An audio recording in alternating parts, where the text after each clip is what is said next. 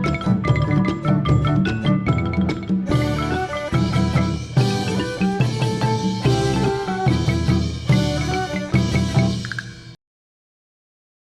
ច្ចុប្បន្នសមាជិកាសមាគមនារីស្រុកលំភូមានសមាជិកាសរុបចំនួន 22,787 នាក់ក្នុងនោះសមាជិកាជនជាតិខ្មែរមានចំនួន 3,238 នាក់ដើម្បីបង្កលក្ខណៈសម្រាប់បងប្អូនសមាជិកាជនជាតិឈានឡើងจากផុតភាពក្រីក្រ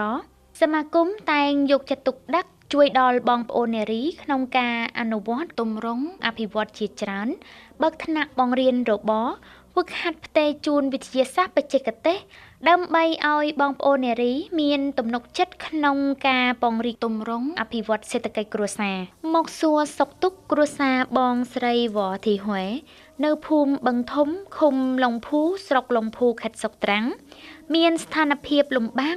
ប្តីស្លាប់បងស្រីនៅតែម្នាក់ឯងហើយចិញ្ចឹមកូន2នាក់កំពុងក្នុងវ័យសិក្សាប៉ុន្តែ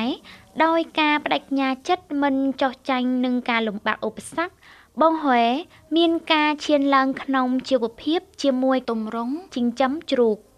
ដោយមានបទពិសោធន៍ក្នុងការចិញ្ចឹមជ្រូកជាង10ឆ្នាំជាមួយនឹងស្មារតីខិតខំស្រាវជ្រាវរៀនសូត្រហេតុនេះហើយទម្រង់ចិញ្ចឹមជ្រូករបស់គ្រួសារបងស្រីមានប្រសិទ្ធភាពខ្ពស់បច្ចុប្បន្នគ្រួសារបងស្រីកំពុងចិញ្ចឹមជ្រូកមេចំនួន2ក្បាលនិងជ្រូកកូន6ក្បាលដោយការថែទាំហ្មត់ចត់វងជ្រូកឆាប់ធំហេតុនេះជ្រូកមេរបស់បងស្រីតែងកើតពី15ទៅដល់16ក្បាលក្នុងមួយលើកថ្មីនេះបងស្រីបានលុកកូនជ្រូកចំនួន8ក្បាលក្នុងតម្លៃប្រហែល1,700,000 ដុំក្នុងមួយក្បាល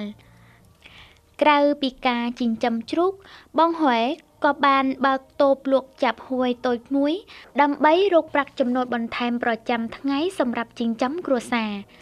ដោយចំណូលរកបានពីការចិញ្ចឹមជ្រូកនិងលក់ចាប់ហួយគ្រួសាររបស់បងស្រីមានជីវភាពធូរធារ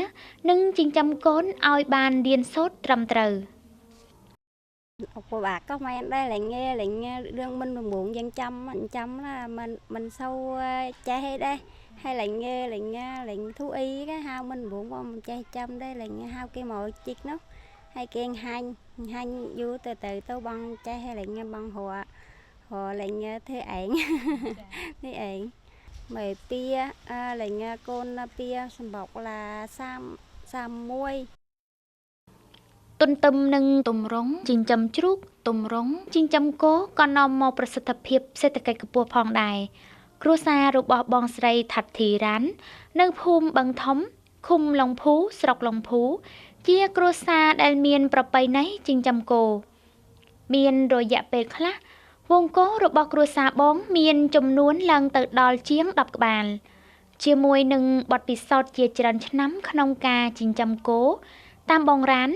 ដើម្បីចិញ្ចឹមគោឲ្យមានប្រសិទ្ធភាពយើងត្រូវតែយកចិត្តទុកដាក់លើអនាម័យទ្រុង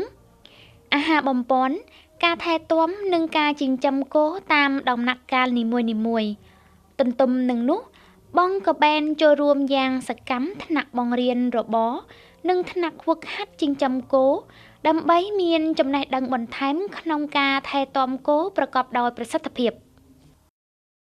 thì tôi hiện mò hay chạy mơ len tụng len ấy sạt chân mình hay chậm moment lại sức chân mình là hay còn về mình riêng mình chạy ấy rồi chậm men ban ấy đây là đâu mê pía hay con pía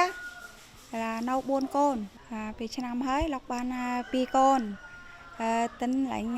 đi hai on nó ban chuẩn định ăn cái chắc đập len hiện nay tổng số hội viên của hội liên hiệp phụ nữ xã Long បច្ចុប្បន្នសមាគមនារីឃុំឡុងភូមានចំនួន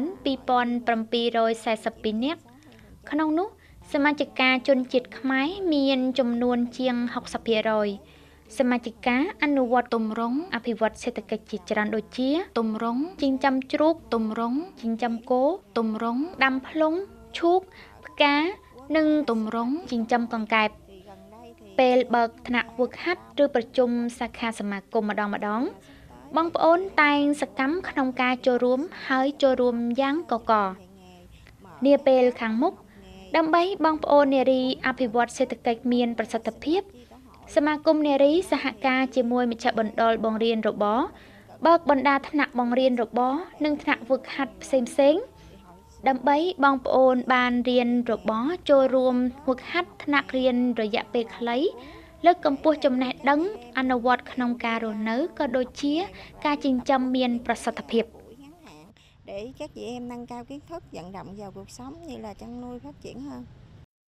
ពេលខាងមុខដើម្បីបន្តជំនួយដល់សមាជិកាក្នុងការបង្កើនទម្រង់អភិវឌ្ឍសេដ្ឋកិច្ចនិងបន្ថយភាពក្រីក្រសមាគមនារីស្រុកបន្តសហការជាមួយបណ្ដាផ្នែកចាត់តាំងសកម្មភាពបង្រៀនរបរដើម្បីបង្កើតរបរឲ្យសមាជិកានារីម្ចាស់ការគៀកររាល់ប្រភពកម្លាំងឆ្លងតាមបណ្ដាកម្មវិធីគម្រោងនានាដើម្បីជំនួយដល់បងប្អូននារីក្នុងការអភិវឌ្ឍសេដ្ឋកិច្ចរួមចំណែកបន្ថយភាពក្រីក្រប្រកបដោយស្ថិរភាពនៅភូមិភាគ